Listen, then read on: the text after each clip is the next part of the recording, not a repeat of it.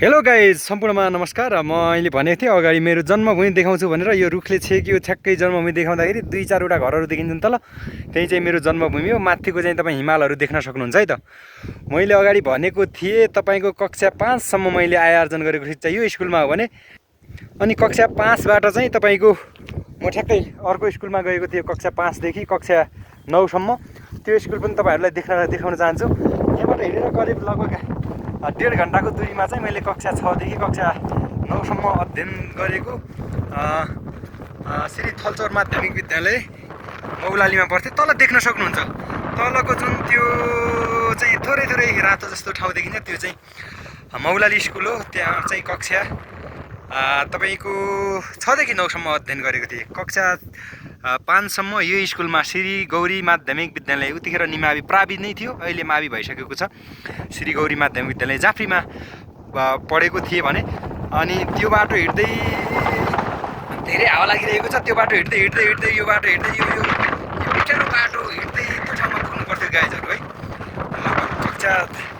कक्षा लगभग 6 देखि 9 सम्म मैले त्यहाँ पढेको थिएँ भने त्यहाँबाट फेरि 9 देखि 10 सम्म चाहिँ दुर्गामा पढेको थिएँ। अर्को विद्यालय फेरि यहाँबाट 2-2.5 घन्टा लाग्ने थियो।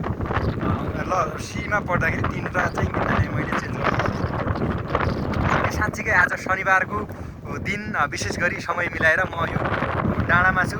साँच्चीकै घुम्दैछु हामी र भ्लग भन्दा पनि छोटो भिडियो बनाउने प्रयास गरेको छु।